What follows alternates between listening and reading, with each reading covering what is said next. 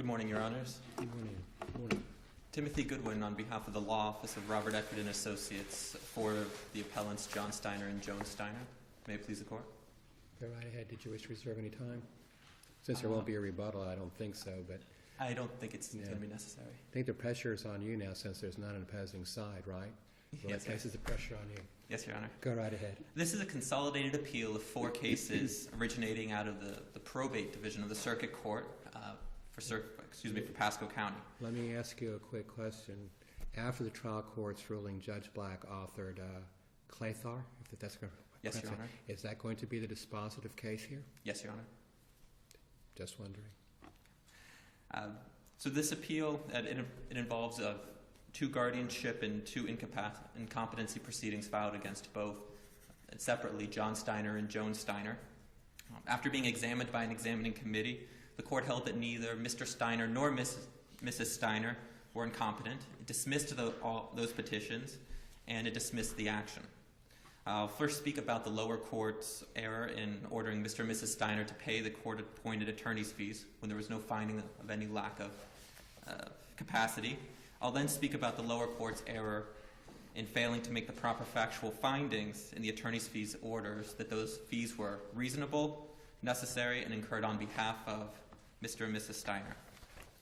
As a remedy, I request that the order on objections to orders commanding payment of court-appointed attorney's fees and motion for reconsideration, which is in the appendix 36, which was entered on September 17, 2013, be vacated in whole, and that the order on motion to voluntarily dismiss pending petitions entered on September 17, 2013 as well be reversed in part to the extent that that dismissal is conditioned on the payment of court-appointed attorney's fees.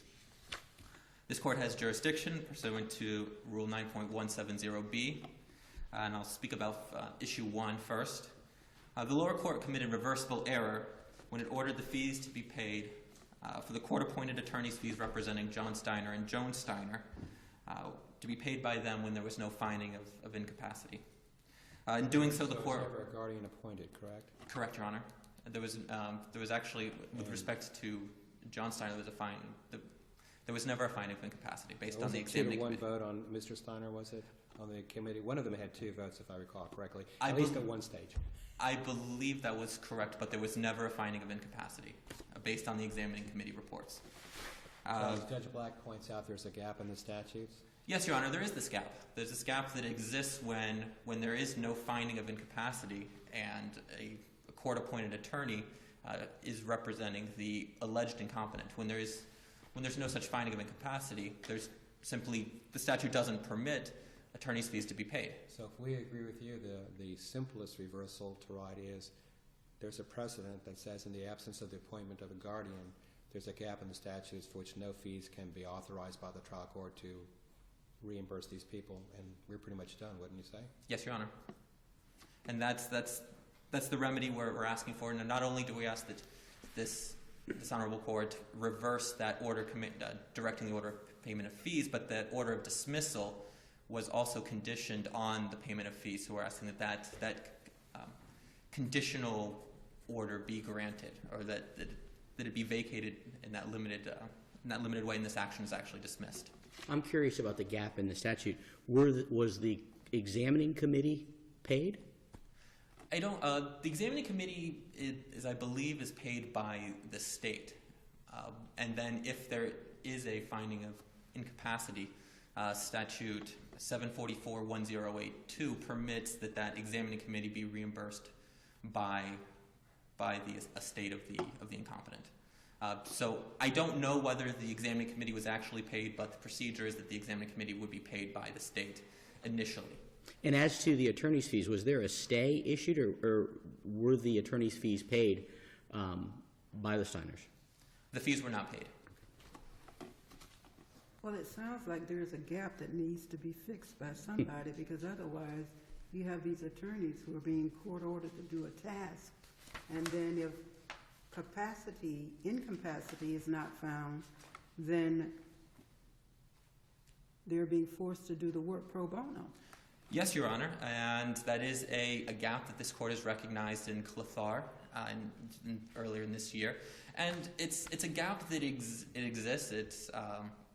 These court-appointed attorneys are aware of the gap, and unfortunately, the legislature has, whether intentionally or not, created this gap, and I guess it can be seen as a business risk that if you volunteer to be appointed as a guardian, you undertake the business risk that if there is a finding of incapacity, you can be paid either from the state of Florida or from the estate of the alleged incompetent, or if there's no finding of incapacity, you will not be paid. Unless you can establish the petitioner acted in bad faith, right? Yes, Your Honor, and there's been no finding of bad faith in this case. Right.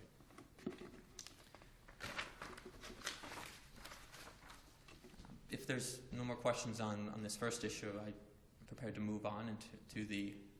Okay.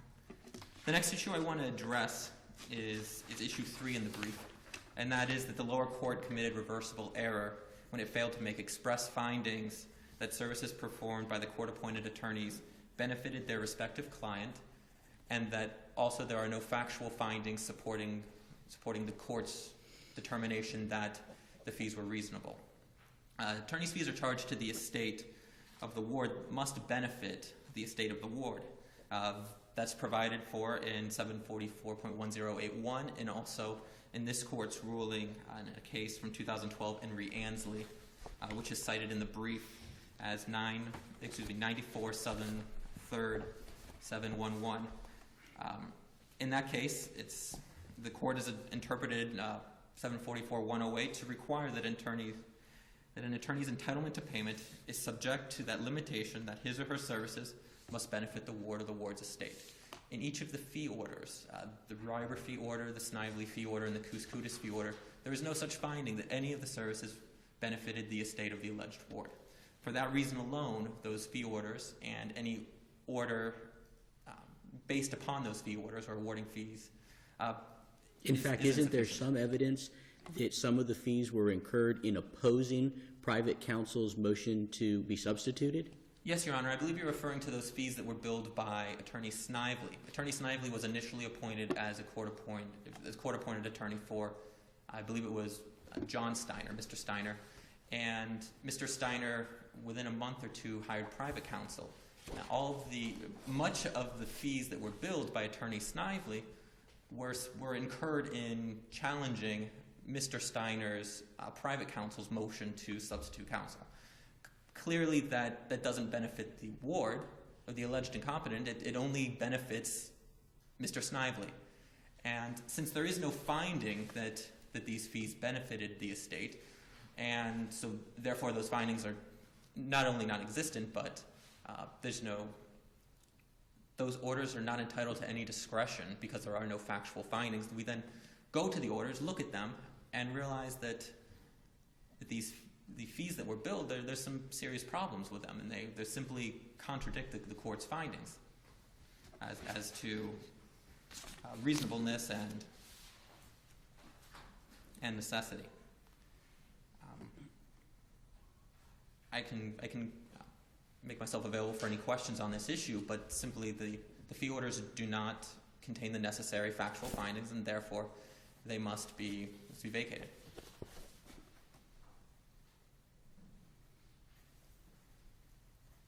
If there's no further questions,